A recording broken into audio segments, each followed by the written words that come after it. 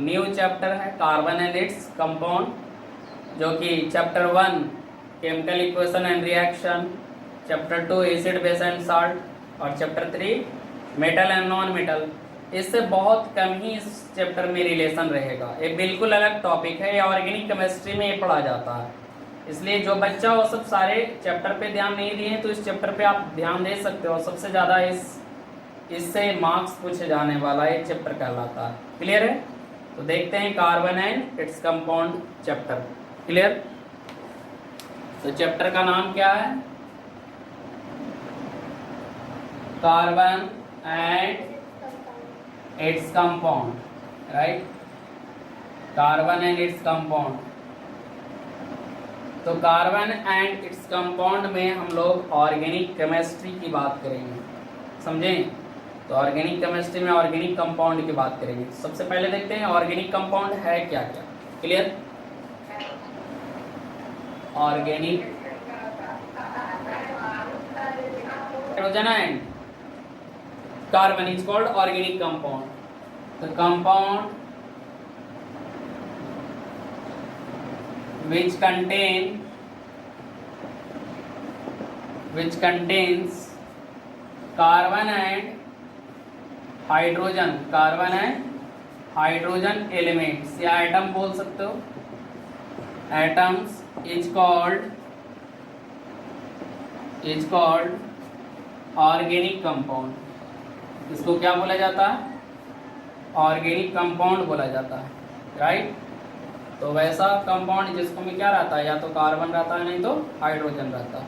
दोनों चीज का कॉम्बिनेशन होना चाहिए, उसको ऑर्गेनिक कंपाउंड। फॉर एग्जांपल देखा जाए, जैसे 6 एसिटिक एसिड का है ना, CH3 C double bond OH, formic acid HCOOH, समझे? ग्लूकोज देखो C6 H6 C6 H12 O6 glucose. ये सब सारे के सारे ऑर्गेनिक कंपाउंड है। यानी ऑर्गेनिक कंपाउंड का संख्या इनफाइनाइट हो सकता है, इसको एक काउंटलेस हो सकता है, जितना भी बनाया जा सकता है, ठीक? लेकिन इनऑर्गेनिक क्या है? लिमिटेड नंबर में। कुछ एक्सेप्शन में, एक्सेप्शन है ना, कुछ एक्सेप्शन देखते हैं। तो एक्सेप्शन देखिए, एक्सेप्शन जैसे CO2 CO, Na2 CO3 NaH CO3। Clear? ये सब एक्सेप्शन है, समझें? ये सब क्या है? एक्सेप्शन है। ये सब ऑर्गेनिक कंपाउंड नहीं, इनऑर्गेनिक कंपाउंड है। क्लियर है? कार्बन कंटेन रहते हुए भी, कार्बन और हाइड्रोजन रहते हुए भी ये सब क्या है? इनऑर्गेनिक कंपाउंड है। ये मिनरल से निकलता है। कहाँ से निकलता है? मिनरल से। और ऑर्गेनिक कंपाउंड कहाँ से मिलता है? ऑर्गेनिक कंपाउंड जनरली है ना ऑर्गेनिज्म से मिलता है, समझे? तो देखिए ऑर्गेनिक केमिस्ट्री, ऑर्गेनिक केमिस्ट्री क्या है? ऑर्गेनिक केमिस्ट्री तो वैसा केमिस्ट्री जिसको में किसके बारे में पढ़ाई किया जाता है? ऑर्गेनिक कंपाउंड के बारे में पढ़ाई किया जाता है, उसको ऑर्गेनिक केमिस्ट्री बोलते हैं। तो क्या बोलेंगे? The branch of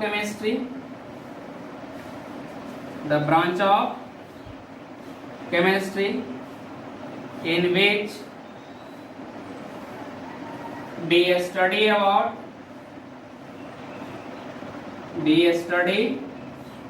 about organic compound. किसके बारे में पढ़ेंगे? Organic compound is called organic chemistry. इसको क्या बोलेंगे? ऑर्गेनिक केमिस्ट्री बोलेंगे। तो केमिस्ट्री का वह ब्रांच जिसको में क्या पढ़ा जाए? ऑर्गेनिक कंपाउंड के बारे में पढ़ा जाए, उसको ऑर्गेनिक केमिस्ट्री बोला जाता है। क्लियर है? इसको लिखिए, उसके बाद फिर कार्बन के बारे में डिटेल बताऊंगा। इसके बारे में डिटेल यहाँ पे जानकारी मिलेगा। क्लियर? क्योंकि बिना कार्बन को जाने हुए ऑर्गेनिक केमिस्ट्री कैसे चलेंगे? Carbon and its compound possible नहीं। देखते हैं कार्बन।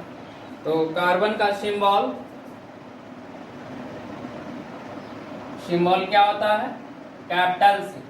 कार्बन का सिंबल क्या होता है? कैपिटल 6। एटॉमिक नंबर कार्बन का कितना होता है? 6 होता है।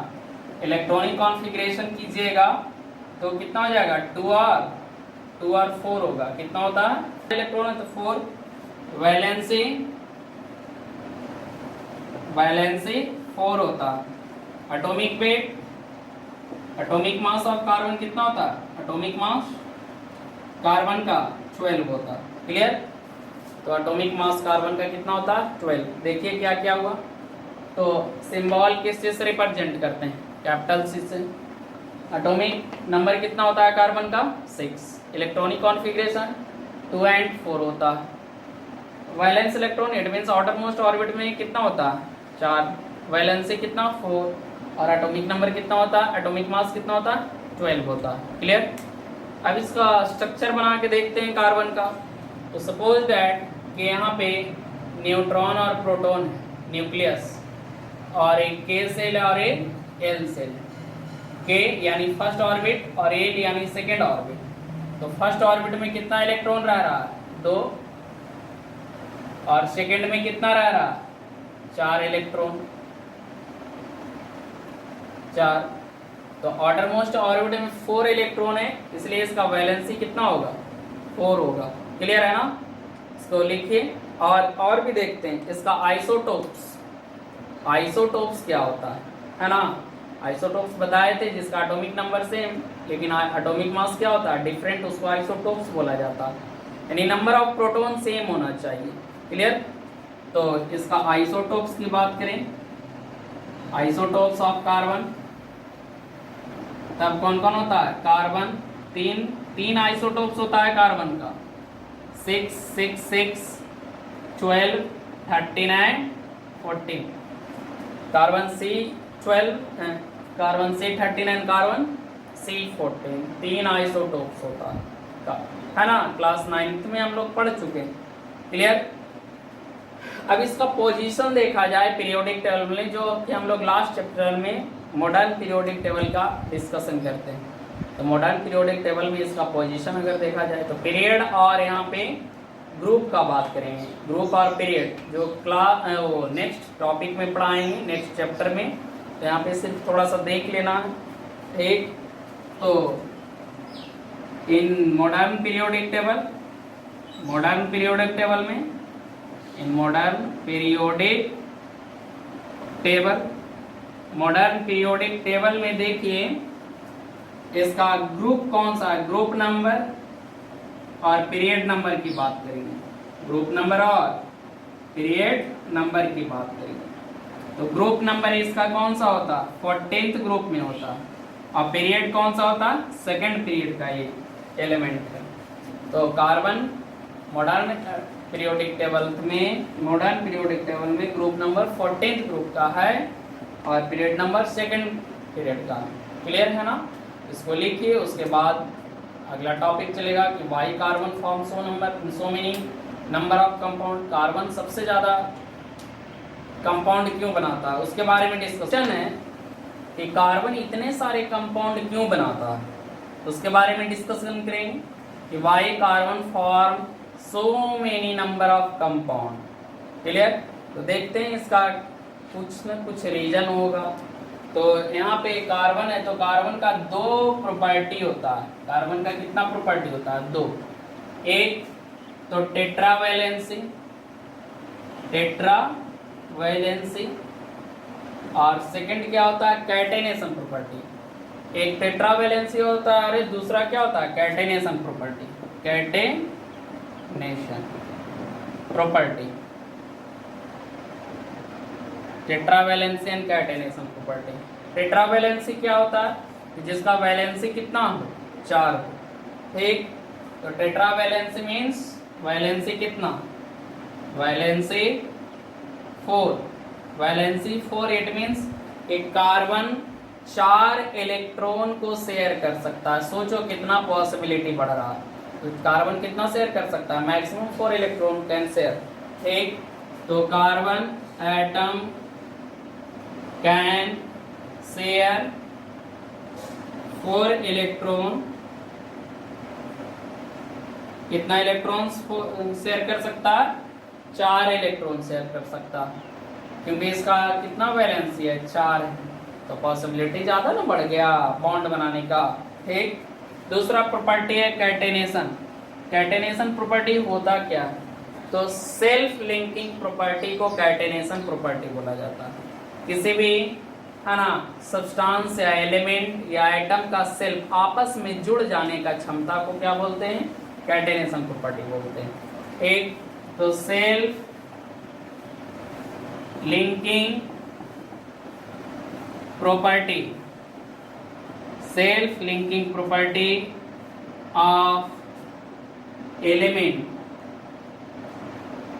is called catenation property, is called catenation property। तो सेल्फ लिंकिंग प्रॉपर्टी को क्या बोला जाता है? कैटेनेशन प्रॉपर्टी बोला जाता है, self linking property of compound को। राइट। अब देखते हैं कि सेल्फ लिंकिंग प्रॉपर्टी सबसे ज्यादा जो होता है कार्बन एटम के पास होता है। सबसे ज्यादा सेल्फ लिंकिंग प्रॉपर्टी किसके पास होता है? कार्बन एटम के पास होता है। यानी catenation property, maximum catenation property किसके पास होता है? कार्बन। ठीक। तब यहाँ पे लिखेंगे carbon atom has maximum catenation property. Carbon atom के पास मैक्सिमम कैटेनेशन प्रॉपर्टी होता है। समझे? सबसे, यानी सबसे ज्यादा चेन ब्रांच कौन बना सकता है? कार्बन एटम बना सकता है। इसीलिए यहाँ पे बोला जाता है कि कार्बन बहुत सारे कंपाउंड बनाने में सक्षम है। क्लियर है ना? चाहे वो ब्रांच हो, साइक्लिक हो, बाईसाइक्लिक हो, बेंजेन हो या लॉन्ग चेन हो, सारे तरीके का एक कंपाउंड कार्बन बनाता है। ठीक। तब यहाँ पे क्या होगा? ठीक। यहाँ पे question, due to catenation and tetravalency carbon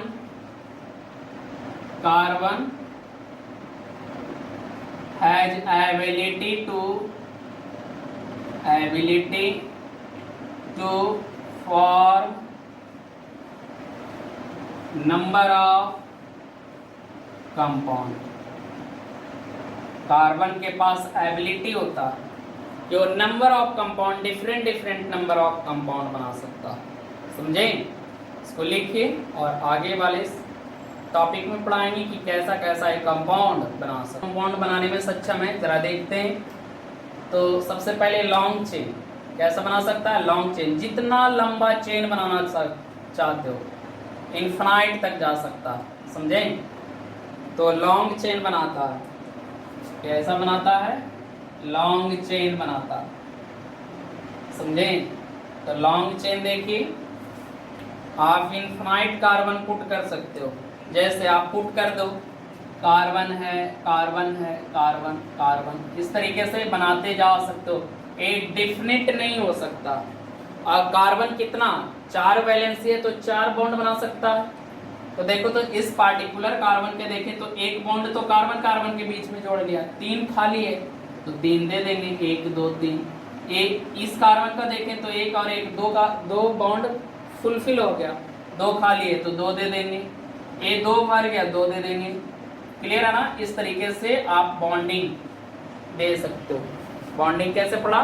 तो टोटल 4 बॉन्ड, और उस बॉन्ड पे कोई दूसरे एटम आ सकता है, हाइड्रोजन आ सकता है, ऑक्सीजन आ सकता है, कुछ भी आ सकता है यहाँ पे उस बॉन्ड पे। क्लियर? तो कैसे कैसे बनेगा वो आगे हम डिटेल नोमेनक्लेचर में बताएंगे। समझे? तो ये लॉन्ग चेन हो गया। सेकंड क्या है? ब्रांच चेन, ब्रांचिंग भी बना सकता है। ब्रांच चेन, कार्बन के पास एबिलिटी है कि वो ब्रांच का फॉर्मेशन भी कर सकता है। जैसे देखते हैं कि कार्बन है, समझे? ब्रांच यहां से निकाल दो सर, एक और ब्रांच निकाल के दिखाइए ना। लो, ब्रांच निकाल दी। तो आप जैसे चाहो उस तरीके का ब्रांचिंग बना सकते हो। इवन कि आप स्ट्रक्चर दे सकते हो ताजमहल का भी, मानव भारती का भी आप स्ट्रक्चर दे सकते हो कार्बन से डिजाइन करके। और उसका नाम लिखने के लिए मैं नोमेनक्लेचर भी सिखाऊंगा, कैसे नाम लिखा जाता है, ब्रांचिंग वाले सारे का सिखाऊंगा मैं। क्लियर, नोमेनक्लेचर भी। तो देखो इस कार्बन एटम का देखें तो एक बॉन्ड से जुड़ा हुआ है, 3 खाली है तो 3 दे दी, 1 2 3। ये 2 से जुड़ा हुआ है, 2 दे दिए। इस कार्बन एटम का सोचे तो 1 2 3 से जुड़ गया, 1 खाली है। इस कार्बन एटम को 3 जुड़ा हुआ है, 1 खाली है। 1 जुड़ा हुआ है, 3 खाली है। यहाँ 2 जुड़ा हुआ है, 2 खाली और 1 3, और यहाँ पे 2 और यहाँ पे 3।